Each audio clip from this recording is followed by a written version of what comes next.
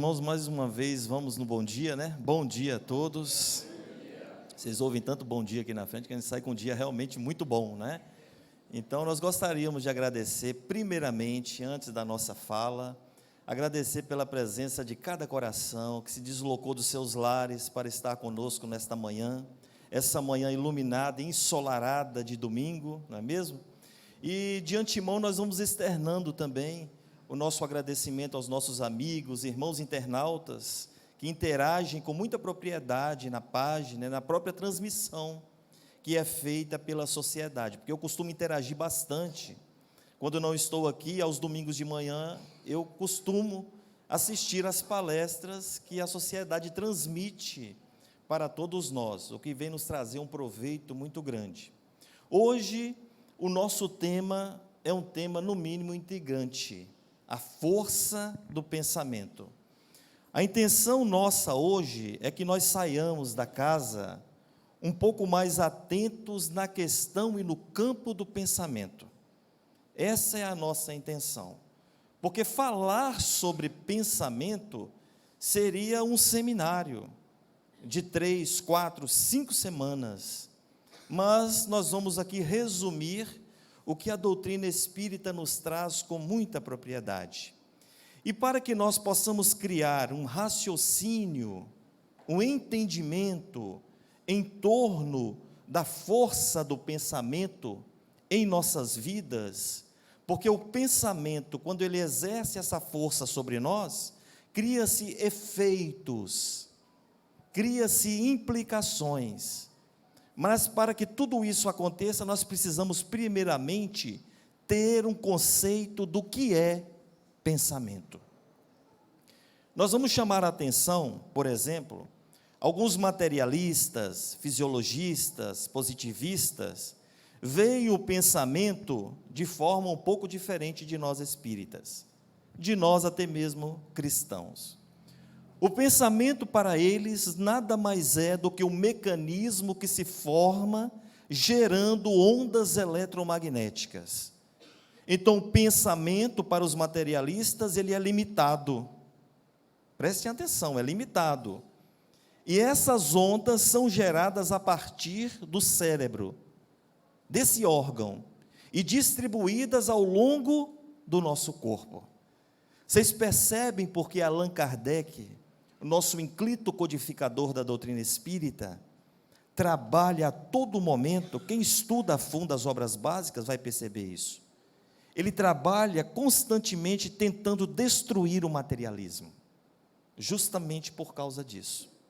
Há um exemplo, uma história, que certa vez Chico saía da Casa da Sopa, Chico Xavier.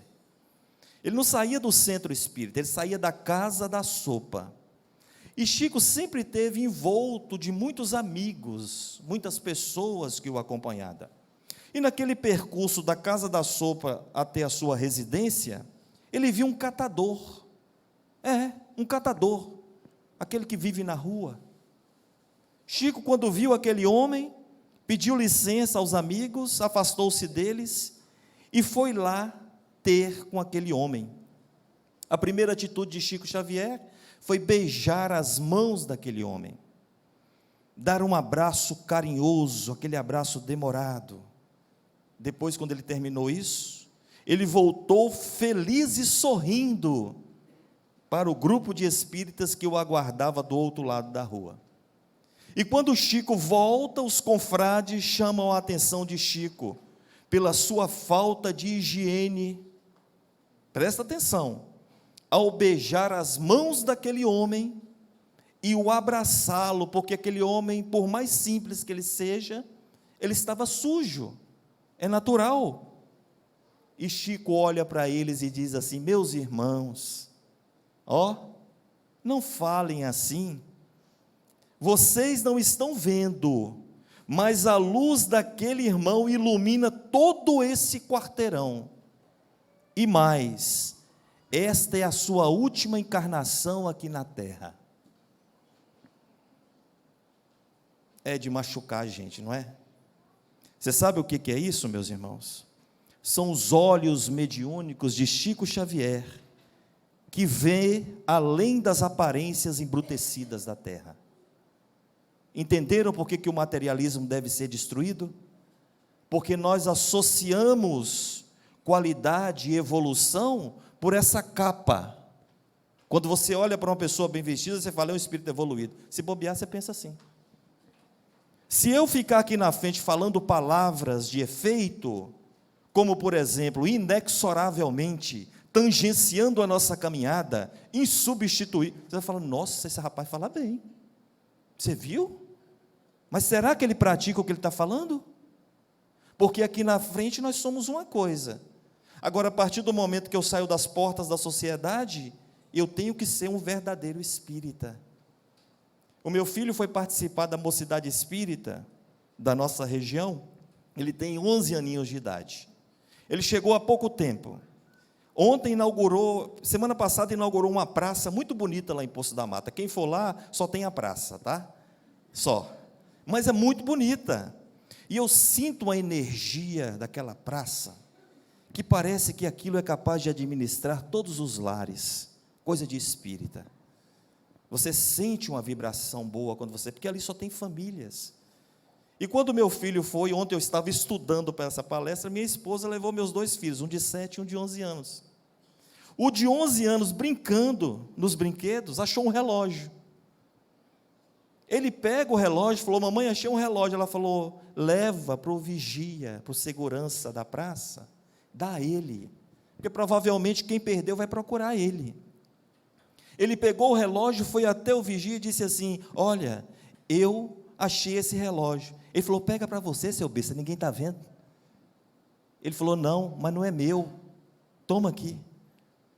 Então é o espiritismo e a doutrina trabalhando essa nova geração, na sua integridade, porque eu costumo dizer assim, você não precisa de muita luz não, não vem aqui atrás da sociedade achando que você precisa ser iluminado, não, a gente precisa ter integridade, meus irmãos. Integridade é quando você vive de acordo com aquilo que você acredita. Acredita em Jesus? Acredita no acompanhamento e na assistência dos benfeitores? Haja de acordo para que eles possam ter acesso ao nosso coração e ao nosso pensamento. Então, esse pensamento materialista nós precisamos destruir. Precisamos destruir. Porque no conceito espírita, pensamento é uma energia que é proveniente do espírito.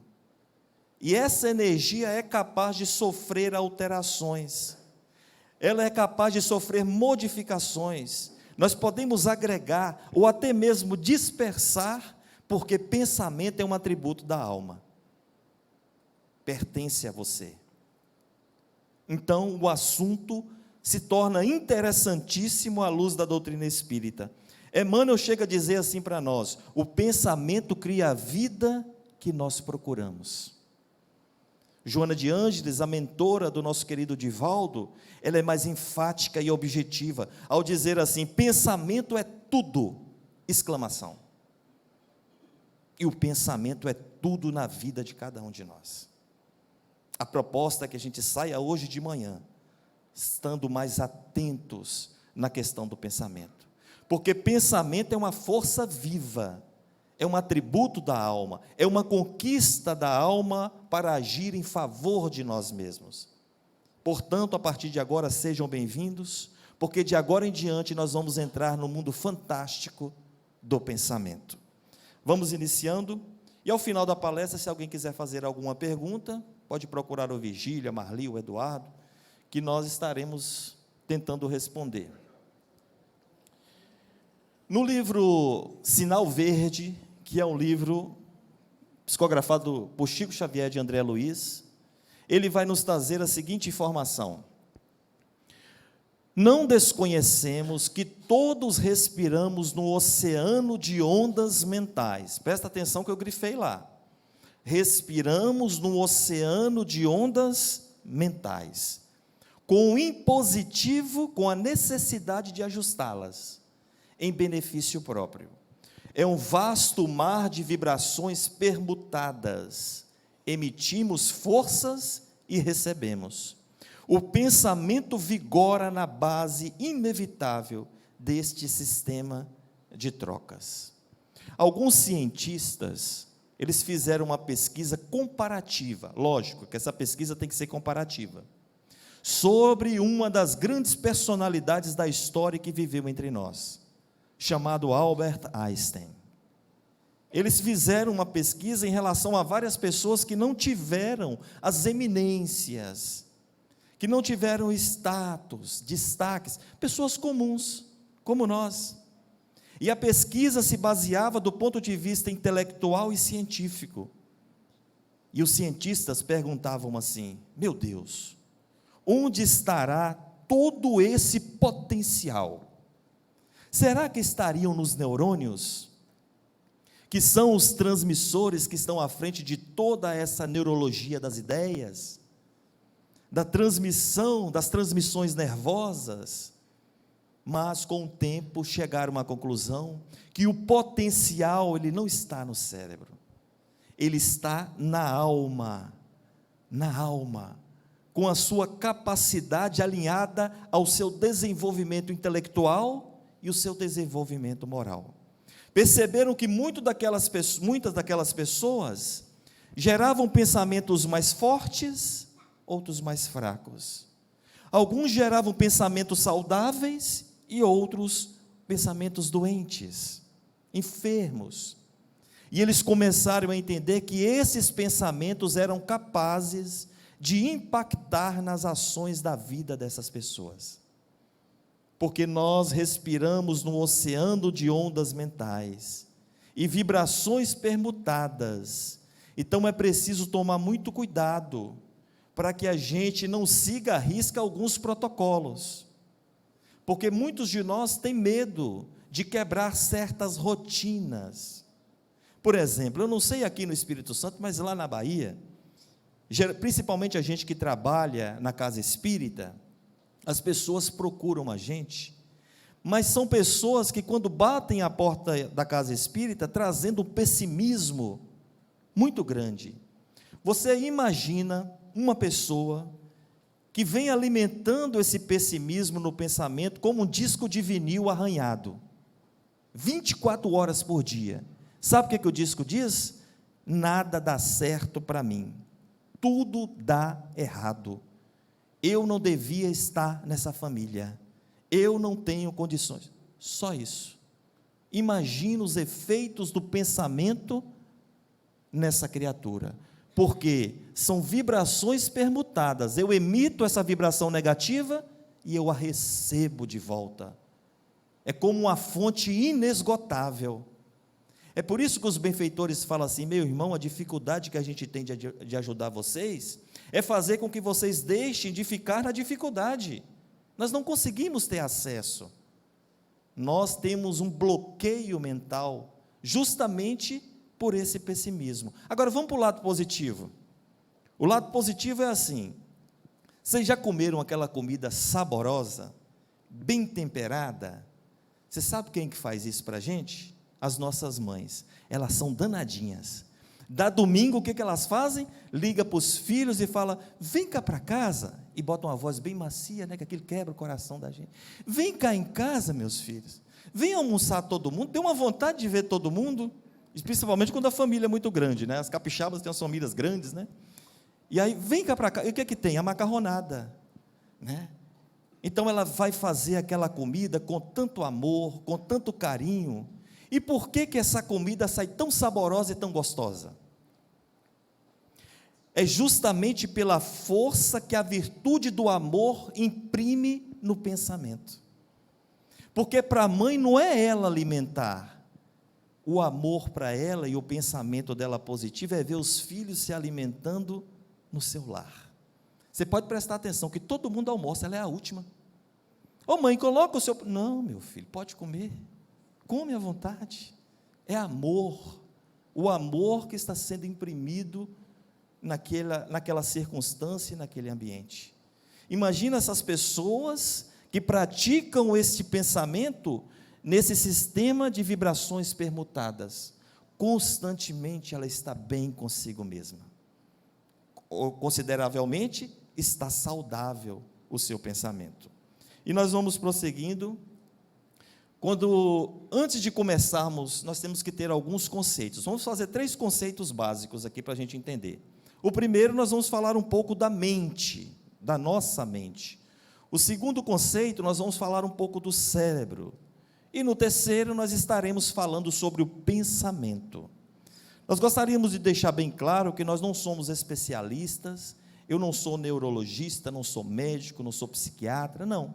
Tudo que nós conseguimos trazer até vocês foi através de estudos, de pesquisas e de boa vontade, não é mesmo? Para que a gente possa refletir um pouco sobre esses 3 conceitos que inevitavelmente nos acompanham. Então vamos para o primeiro, a mente. Ele diz assim: a mente é um aparelho psíquico ou psique, se situa no perispírito e é responsável pela gama de fenômenos que atravessa o cérebro a caminho do espírito.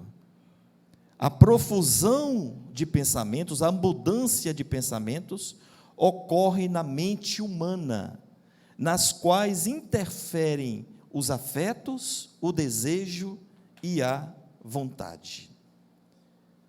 O nosso querido Richard Simonetti, que retornou à pátria espiritual, e eu tenho certeza que ele continua fazendo esse trabalho magnífico, que é da divulgação da nossa doutrina, com tanta propriedade, com tanto cunho de conhecimento. O Richard dizia assim: todos nós somos um dínamo psiquismo, que emitimos energia no exercício constante do pensamento. E essas energias apresentam características. O nosso pensamento apresenta algumas características, algumas qualidades peculiares que guardam correspondência com a qualidade dos nossos sentimentos. Presta atenção nessa palavrinha chamada sentimentos. É para a gente sair daqui hoje nos cuidando mais em relação a isso.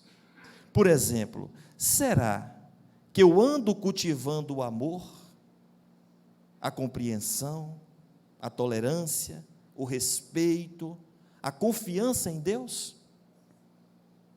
Isso é para nós. Faça essa pergunta para você mesmo. Porque se você estiver cultivando esses valores, os seus sentimentos, eles são bons. E provavelmente você vem se alinhando a sua mente aos princípios saudáveis e salutares da vida. Mas, tem uma objeção, frequentemente eu estou me deixando dominar por sentimentos negativos, pela irritabilidade. Será que eu estou deixando me dominar pela revolta, pelo desrespeito, pela maledicência? Se eu estiver, o que vai acontecer comigo? Você começa a viver em uma faixa vibratória negativa, e eu passo a emitir sombras por uma questão de afinidade, e aí vem o mais perigoso. Nós podemos com isso atrair espíritos infelizes que vão se alimentar desse processo criado por nós mesmos.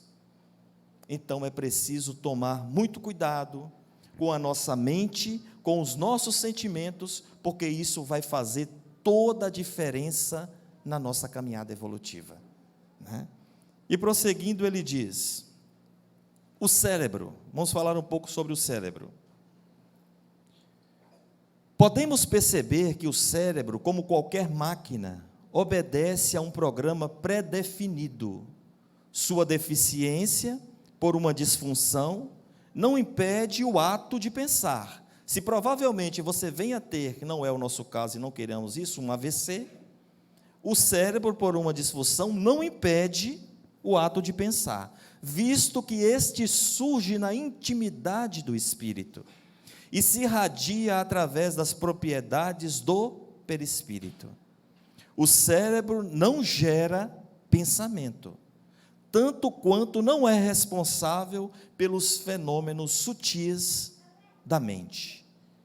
E com vocês, o nosso cérebro. Ele não é muito bonitinho, não, mas é de uma eficiência, meus irmãos, que é de até mesmo assustar. Segundo a medicina, este órgão pesa de 1.300 a 1.400 gramas, é bem leve. E a medicina nos diz e nos informa que a textura do cérebro é totalmente diferente, é diferenciada. Ela parece um pouco esponjosa, gelatinosa, e é um pedaço de carne relativamente leve, de aparência não muito agradável. Mas é graças ao funcionamento desse órgão que vocês conseguem entender o que eu estou falando neste momento. E que eu também consigo entender vocês. Cientistas japoneses, para vocês entenderem a potencialidade desse órgão, cientistas japoneses e alemães, eles realizaram uma descoberta bem interessante. Quem entende de TI, de computação, que sabe o que eu vou falar. Um computador tem um processador. Um processador. Geralmente tem 2 processadores, quando é um computador um pouco mais avançado. Os cientistas japoneses e os alemães, eles usaram 83 mil processadores, num dos computadores mais poderosos e avançados da Terra, já inventado pelo homem. E essa equipe de cientistas, preste atenção, ela só foi capaz de imitar 1% de 1 segundo de uma atividade cerebral de um órgão como esse. 1%, 1 segundo, terminou. 83 mil processadores. E você sabe por que é tão difícil para os computadores reproduzirem o que o seu cérebro faz o tempo todo? Eles nos dizem que é o volume de informações. O seu cérebro, ele tem cerca de 200 bilhões de neurônios, que estão ligados entre si por trilhões de conexões chamadas sinapses. Sinapses. Em cada aprendizado que você adquire, provavelmente hoje na sociedade, nós todos juntos estamos adquirindo um conhecimento, um aprendizado. E em cada aprendizado é formado novas conexões cerebrais. Aí está a dificuldade dos computadores se igualarem ao seu cérebro. Quem assistiu aqui aquele filme chamado Lucy? Alguém assistiu esse filme? Assistiu? Quem não assistiu, procura assistir. Nós espíritas temos que assistir esse filme. Do ponto de vista da avaliação, é só você colocar Lucy com Y no final.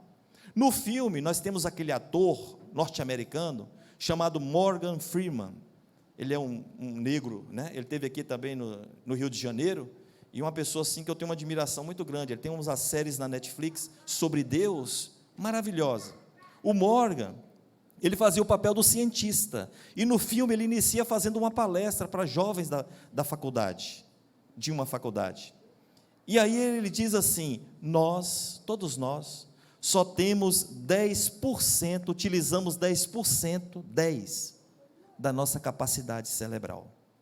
10%. Os animais utilizam de 3 a 5%. Nós utilizamos só 10%. E vocês poderiam me dizer que, segundo a ciência, o único ser vivo a utilizar 20% da sua capacidade cerebral é um animal. Alguém poderia me ditar qual é? Não. O golfinho. 20% da sua capacidade de atividade cerebral. 20%. Vocês sabem por que ele utiliza isso? Porque, segundo os cientistas, nos dizem que eles têm um sistema que se chama ecolocalização, que nem o mais moderno e eficiente sonar criado pelo homem é capaz de chegar próximo.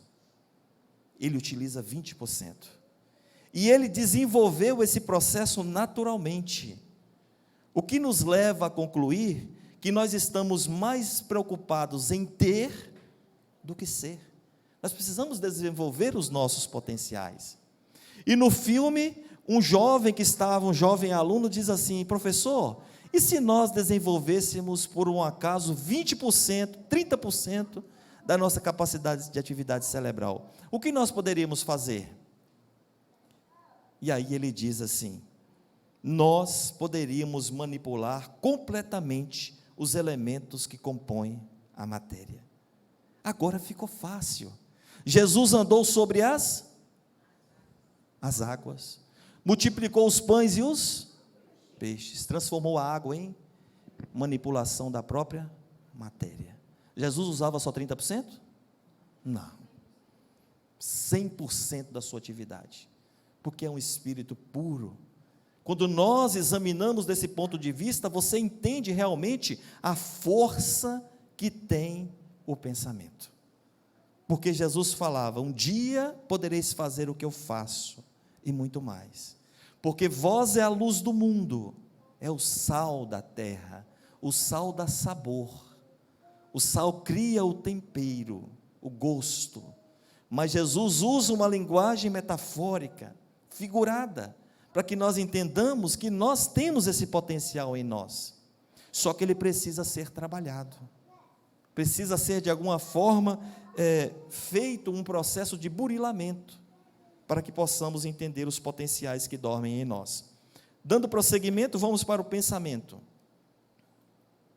Ele diz assim, Allan Kardec, no Evangelho segundo o Espiritismo: o pensamento é a grande oficina da vida, ou laboratório da vida espiritual.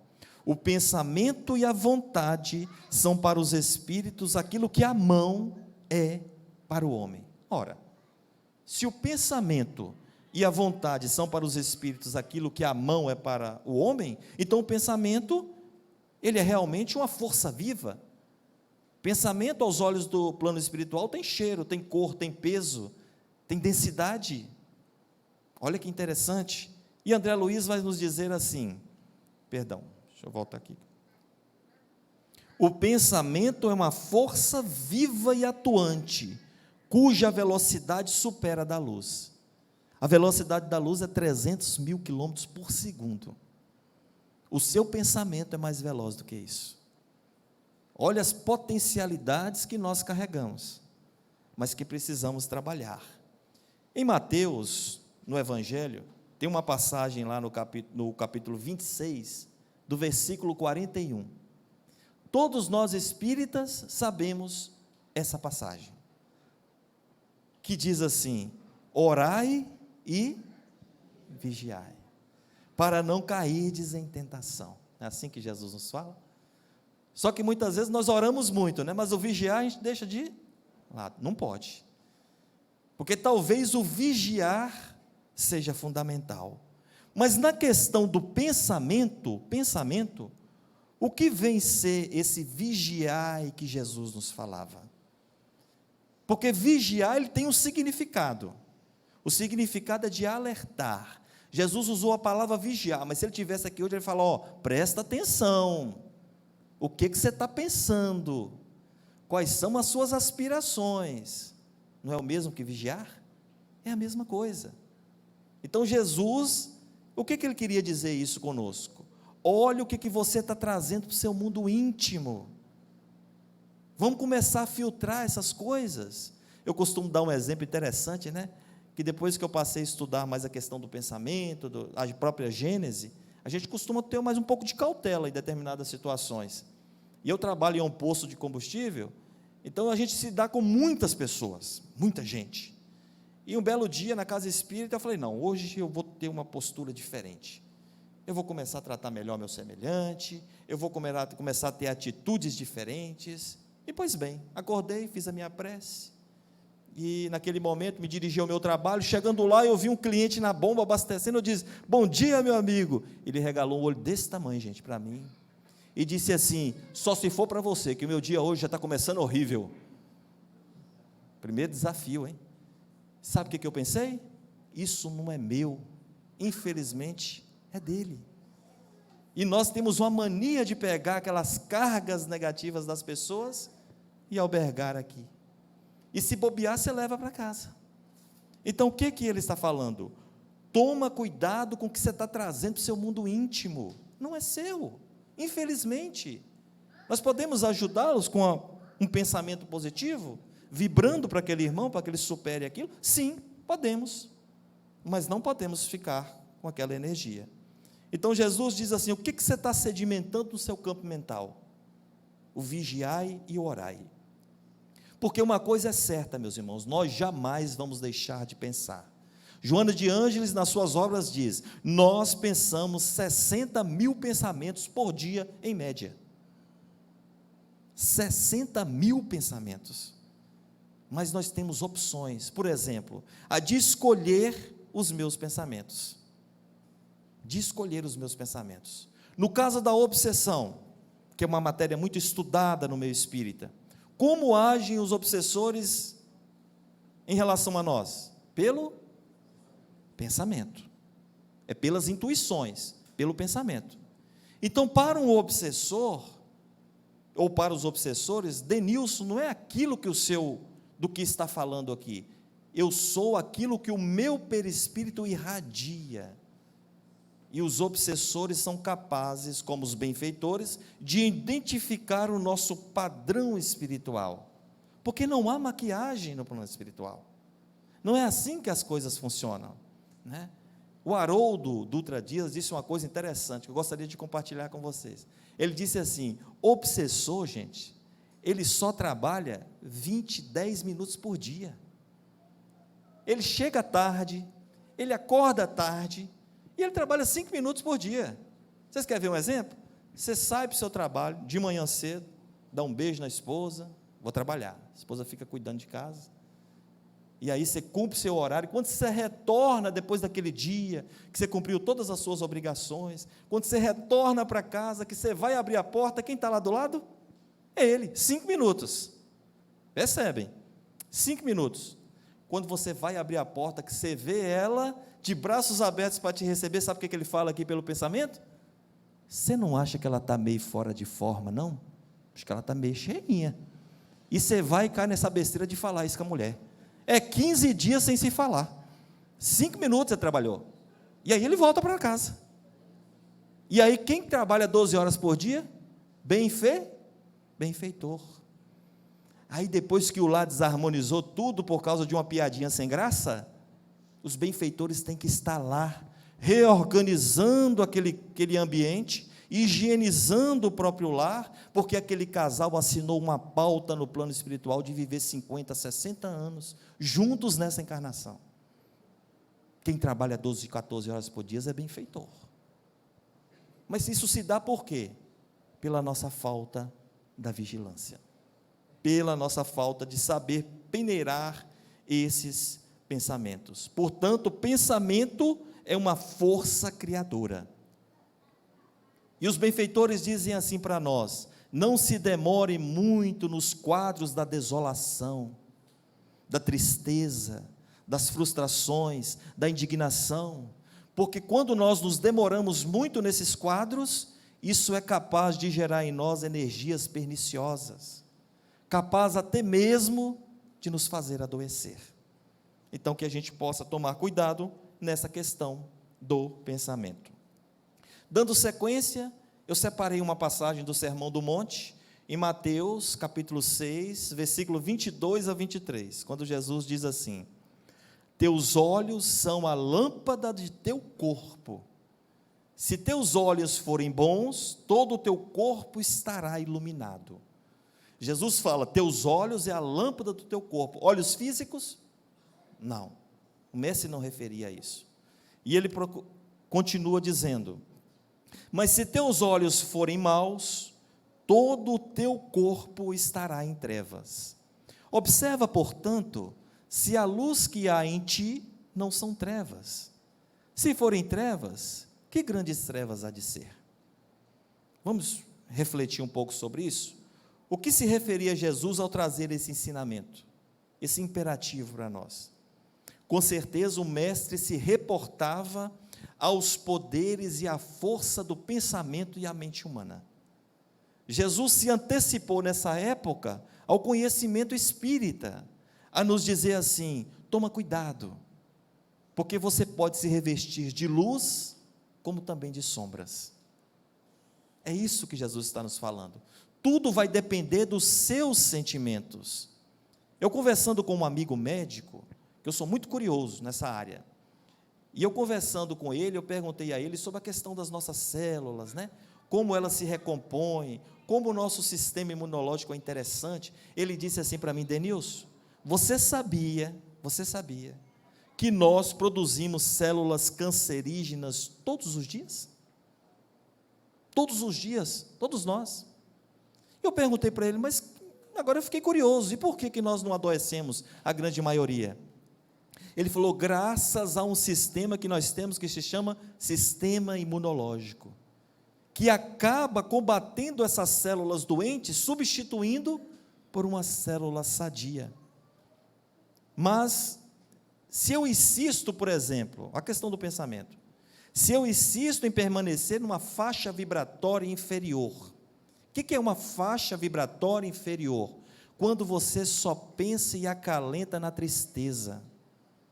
Quando nós vivemos numa vida sem perspectiva, ou quando você realmente perde a própria vontade de viver. Isso é uma faixa vibratória negativa. Com o tempo eu não terei energia necessária para imantar nessa célula doente uma energia saudável para adquirir a própria saúde. Percebe como a depressão é algo perigoso? É sempre bom pensar nisso. Quando o corpo físico já está doente, é sinal que o seu espírito adoeceu muito antes. Muito antes. E o que a gente faz quando adoece o nosso corpo físico? Nós vamos a um hospital. Lá nós vamos sentar na frente de um médico, ele vai fazer uma consulta, prescreve uma receita, para que você tome algum medicamento. Não é assim? Nós fazemos o percurso totalmente contrário. Então, as imunoglobulinas, que são anticorpos, que todos temos, são proteínas de importância vital para a circulação do nosso sangue. Ô Deus, mas o que tem a ver isso com o pensamento? Essas imunoglobulinas, quando não são, e quando não têm as energias necessárias que elas precisam, elas não conseguem trabalhar no nosso sistema imunológico. Quando o seu sistema imunológico está baixo, o que acontece? Adoecemos. Gripamos fácil, temos um inchaço na garganta, que incomoda, justamente pelo nosso sistema imunológico. Então, essas imunoglobulinas têm uma ação significativa no equilíbrio do nosso sistema nervoso. O Paulo de Tarso, ele tem uma frase que diz assim: nós estamos mergulhados em Deus. Todos nós. E aí eu faço uma pergunta: se nós estamos mergulhados em Deus, por que nós estamos perdendo o endereço dele tão fácil? Vocês já pararam para pensar nisso? Nos desesperamos por qualquer problema, porque todos temos problemas. Eu não sei qual é o de vocês, eu sei o meu. Mas esses problemas podem passar. Eles vão passar. Então não perca a sua oportunidade de solicitar a Deus forças, sustentação, sabedoria. Nós utilizamos isso muito pouco, porque Deus não abandona nem constrange os seus filhos. Você está passando por uma situação difícil, Deus envia amigos espirituais capacitadíssimos ao te auxiliar, você vence aquela situação. Se nós não tivermos humildade, a gente fala assim: poxa, você viu? Estava numa situação tão difícil, fui lá e resolvi o problema. Não foi você que resolveu, criatura. Houve uma força muito maior por trás de tudo isso, nos auxiliando, nos sustentando diante das nossas fragilidades. Como nós somos frágeis! Como nós somos frágeis! Basta que alguém que a gente ama tanto retorne ao plano espiritual de imediato. Você vai ver o tamanho da nossa fragilidade. Por mais que você seja um trabalhador espírita, um palestrante, um passista, alguém que participa de um atendimento fraterno, nós estamos ainda buscando a sustentação necessária para podermos vencer essas fragilidades. E dando sequência, ele diz assim: a psicosfera da Terra é formada pelas criações mentais de seus habitantes. Percebem o porquê das tempestades, das torrências de chuvas, das ventanias? Esses processos, segundo os Espíritos, auxiliam na limpeza do ambiente da nossa própria psicosfera. Por isso, pensar coisas positivas e de maneira sadia contribui até mesmo para isso. Mas e a psicosfera pessoal? Nós temos uma? Psicosfera pessoal? Se há a psicosfera da Terra, nós temos. Na Revista Espírita, Allan Kardec, de maio de 1867, é o que ele escreve: pode-se concluir assim, que em torno de uma pessoa, de uma família, de uma cidade, de uma nação, de um planeta, existe uma atmosfera espiritual fluídica, que varia vibratoriamente segundo a natureza moral dos espíritos envolvidos. Na obra de André Luiz, Mecanismos da Mediunidade e Evolução em Dois Mundos, André Luiz vai trabalhar com muita propriedade essas informações. André Luiz diz assim, que nós temos uma estrutura sutil que nos envolve, em que outros departamentos do campo da filosofia, do conhecimento, vai chamar de aura, né? Que nos envolve, é a nossa psicosfera. Cada um de nós tem a sua psicosfera. Os espíritos costumam chamar isso de tessitura sutil. Tessitura sutil. Psicosfera, que é uma atmosfera psíquica que carrega cada um de nós de acordo com o nosso padrão, a nossa própria evolução. Na obra de André Luiz, ele também nos revela que existe um aparelho que, dentre vários outros que existem lá, devido a uma tecnologia estar muito mais avançada do que a nossa, e esse aparelho é capaz de observar e traçar diagnósticos. Ele revela o nosso verdadeiro perfil, investiga os nossos sentimentos e os nossos pensamentos. Tudo isso através dessa atmosfera psíquica que nos envolve. Sabe qual é o nome dele? Psicoscópio. Quando nós lemos os livros e as obras de André Luiz, nós nos assustamos. Porque no começo eu pensava assim, meu Deus, por que existe um aparelho para bisbilhotar a vida íntima da gente? Existe. Principalmente os médiuns que trabalham nas casas espíritas. Esse aparelho é utilizado pelo plano espiritual. Nas obras de André Luiz, constantemente. Mas a função dele não é de bisbilhotar. A função dele é como se fosse uma preventiva para todos nós. Nesse aparelho, André Luiz relata que tem a função de identificar a qualidade da nossa própria psicosfera. Ele vai tangenciar um resultado pela coloração da atmosfera individual de cada um de nós. Por exemplo, eu vou dar um exemplo. Pela intensidade, é um exemplo, pela intensidade, pela densidade dos pensamentos de Virgílio, se ele não mudar, essa psicosfera, em pouco tempo, estará mergulhada em um processo depressivo grave. Ele já deu um diagnóstico, né? Agora vamos para um diagnóstico mais suave, essa ficou para Carlos, né? Ou pela tonalidade da coloração da psicosfera do Carlos, ele tende a formar e agregar em torno dele um grupo de pessoas, de espíritos felizes e produtivos. Os espíritos nos auxiliam porque analisam a tonalidade da psicosfera de cada um. De cada um. E aonde quer que você vai, essa psicosfera vai lhe acompanhar. Você deu já um abraço em alguém? Aqui tem um monte de gente assim, sabe? Você deu um abraço em alguém, quando você dá aquele abraço, não dá vontade de soltar? E aí, quando você quer que a pessoa solte, o que você faz? Você está bom? Está bom já? E não solta. É a psicosfera individual de cada um. A energia é tão boa, é tão salutar e nos preenche, que nós não damos vontade de soltar o abraço. Enquanto nós abraçamos pessoas que há repulsa, isso a física explica. Repulsa, você abraça, mas imediatamente, tudo bem, mantemos o nosso respeito, a nossa educação, mas não temos aquela afinidade devido às energias. Então nós precisamos entender que essa psicosfera, que todos nós trazemos, ela precisa ser cuidada de alguma forma. E dando prosseguimento, ele diz aqui, fotografia do pensamento, está lá na Gênesis, no capítulo 14, no título Os Fluidos, que vai nos dizer assim, sendo os fluidos o veículo do pensamento, este atua sobre os fluidos como o som sobre o ar, Ele nos traz o pensamento, como o ar nos traz o som. E mais, criando imagens fluídicas, o pensamento se reflete no envoltório perispirítico. Como num espelho, toma nele corpo e aí, de certo modo, se fotografa. Desse modo é que os mais secretos movimentos da alma repercutem no envoltório fluídico. Entenderam por que no plano espiritual não há maquiagem? Porque é justamente no nosso perispírito é que vai se mostrar o que realmente nós somos.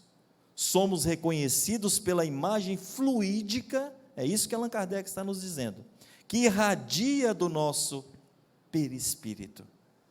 E essas imagens são decorrentes de quê? Se irradia, deve ter algo que a sustenta.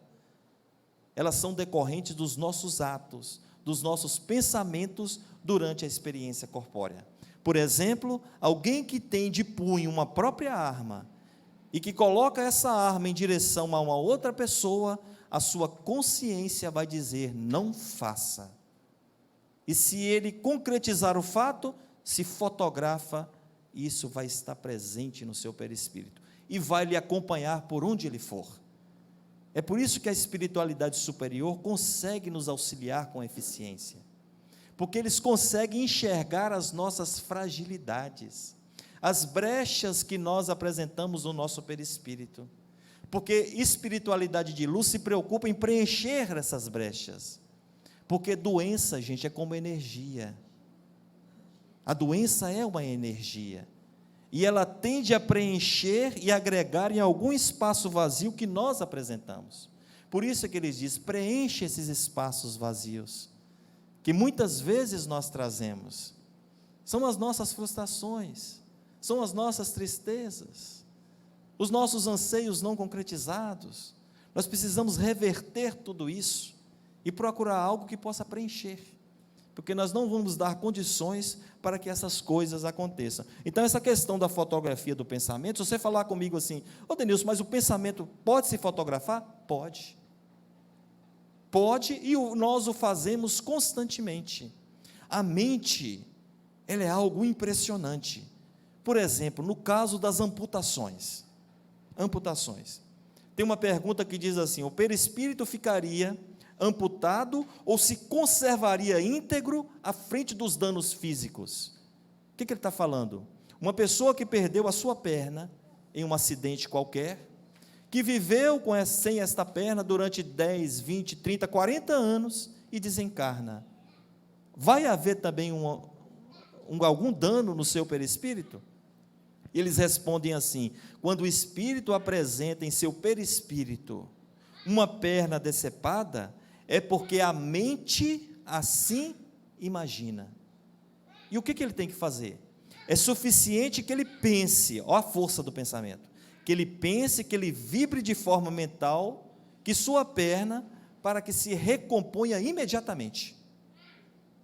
E por que nós não conseguimos fazer isso? O que impede isso?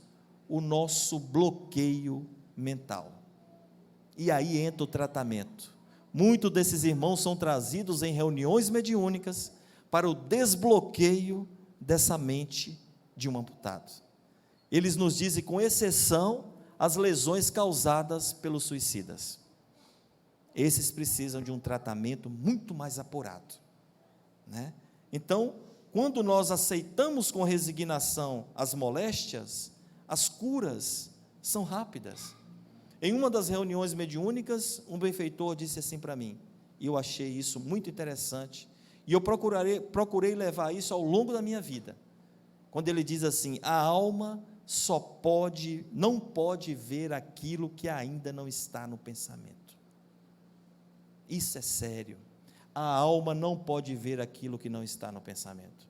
E por que nós não conseguimos ainda visualizar? Porque os nossos desejos, os nossos projetos e os nossos desígnios precisam passar pelo crivo da bondade, né? Às vezes o que eu estou desejando agora ardentemente, através de uma oração, de uma comunicação para com Deus, não seja o momento ainda. Na hora certa você não precisa nem pedir, vem em seu encontro. porque Ele sabe o que é necessário para nós e o que nós precisamos. Então, é muito interessante nós afastarmos dessas ideias negativas, pessimistas, de ódio, de agressividade, porque quando posicionamos contra essas atitudes, esses sentimentos, nós estamos falando assim: agora eu estou me tornando verdadeiramente um espírita, porque esta é a proposta, trabalharmos os nossos pensamentos. E no livro Pensamento e Vida, já estamos finalizando, no capítulo 28, nós vamos encontrar lá um título chamado Enfermidade. Nossa casa está terminando o estudo desse livro, Pensamento e Vida. Esse estudo demorou 8 meses para que nós pudéssemos finalizar. 8 meses. A cada semana era estudado um capítulo. E nesse tema enfermidade, vai falar tudo o que nós precisamos para fechar o assunto. Se não é aconselhável envenenar o aparelho fisiológico pela ingestão de substâncias que aprisionam o vício, é imperioso evitar o desregramento da alma que lhe impõe desequilíbrios aviltantes.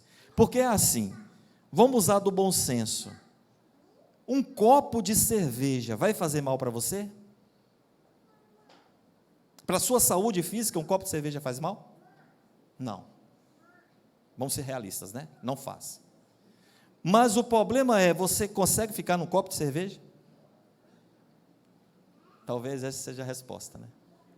É o que ele está falando aqui, ó. Não é aconselhável envenenar o aparelho fisiológico pela ingestão de substâncias que aprisionem o vício, porque tudo começa sutilmente, você nem vai perceber. E quando nós percebemos, já estamos mergulhados, e você já não tem as forças necessárias para sair disso. Então, muito cuidado nesse sentido. E ele prossegue dizendo: quais sejam aqueles hauridos nas decepções, nos dissabores, que adotamos por flagelos constantes no campo íntimo. Guardemos assim, agora ele vai dar o conselho, guardemos assim compreensão e paciência, bondade infatigável, tolerância construtiva em todos os passos da senda, porque somente ao preço da nossa incessante renovação mental para o bem, é que superaremos o domínio da enfermidade. E a pergunta que nós fazemos é: como está a sua saúde hoje? Como está essa saúde? Como está o seu corpo físico nesse momento? O Espiritismo nos ensina que nós somos responsáveis pelo nosso pensamento. Não é a minha esposa, não é a minha sogra, não é o meu marido, não. Você é responsável por esta projeção de energia. Então o Espiritismo vem realizar para nós uma revolução no campo do pensar, no campo do sentir e no campo do agir. É aquilo que está escrito lá no Templo de Delfos: conhece-te a ti mesmo, se equilibre em todas as condições, porque é necessário interceder ao nosso próprio benefício. E nós temos que parar de ficar terceirizando as nossas responsabilidades. Se você é um trabalhador da casa espírita, venha fazer a parte que te compete na casa, porque senão eu fico falando assim: você vai hoje não vai dar para mim não, faz a caridade lá que vai vir para mim também. Não vem, porque você não estava aqui. Hoje, vamos filho lá para a casa espírita, para a sociedade. Hoje eu não vou não, mãe, que tu vai passar um programa tão bom. Deixe o programa, venha para a casa espírita. Venha receber os benefícios que você pode e que nem tem ideia que estão sendo feitos para cada um de nós que estamos aqui. Então eles falam assim: faça as suas preces, cuide mais de você, se valorize mais, ame mais esse momento que você está vivendo. Quantos que não estão do outro lado solicitando uma oportunidade que nós estamos tendo aqui? Quantos e quantos não estão? E se nós pensarmos assim, vamos entender que realmente é preciso deixar de lado essas faixas negativas do próprio pensamento. Porque há pessoas que eu conheço que depois de 10, 20 anos de um fato que aconteceu na vida dessas pessoas, um fato que machucou, através de uma palavra, através de um ato que feriu essas pessoas, e que elas não conseguem desconstruir essas máculas, e fica com esse sentimento corrosivo impedindo-a de ser feliz, de ser mais leve, não é assim? Nós precisamos nos atentar em relação a isso. Descristaliza. Alguém sabe qual é o contrário do amor?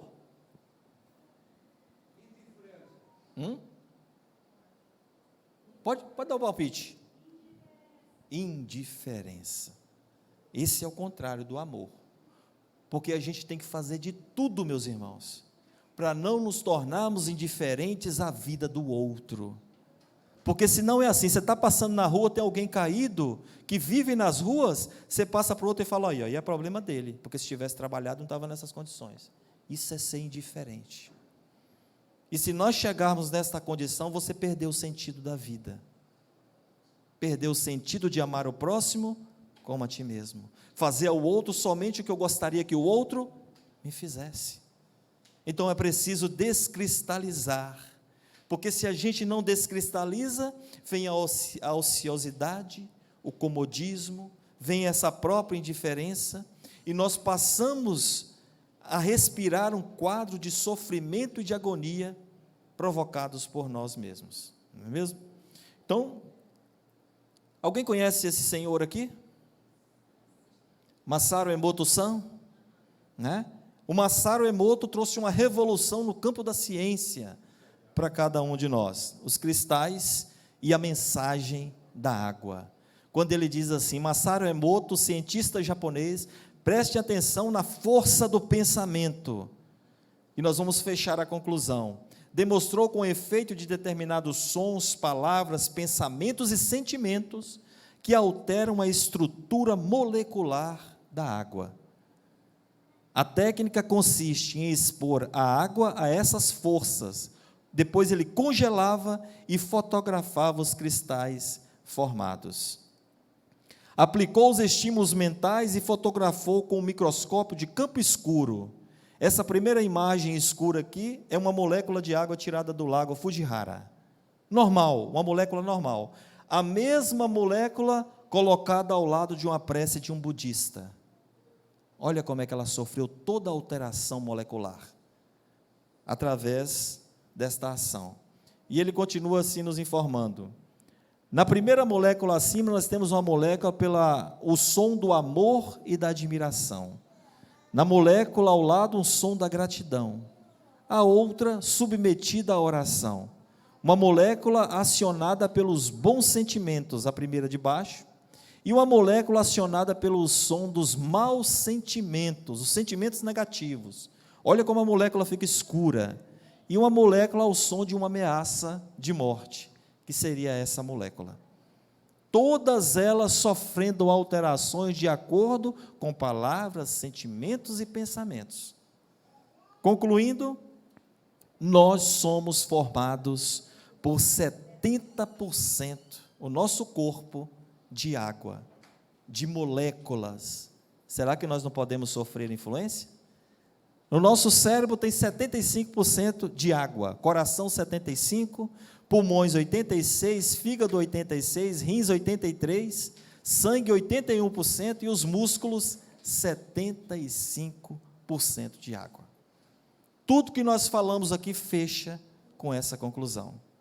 Tomemos muito cuidado com o que nós estamos pensando, com o que nós estamos sedimentando no nosso campo mental, para que não viemos sofrer essas alterações. Então é muito importante nós nos afastarmos de tudo aquilo que nos causa mal, e você procurar de agora adiante se aproximar daquilo que pode te causar o bem, que pode te fazer muito bem na sua jornada e na sua caminhada. Voltando aqui, ele diz para finalizar, se um simples muito obrigado muda uma molécula de água, imagine o que uma prece, palavras de amor, encorajamento, amizade produzem no nosso corpo.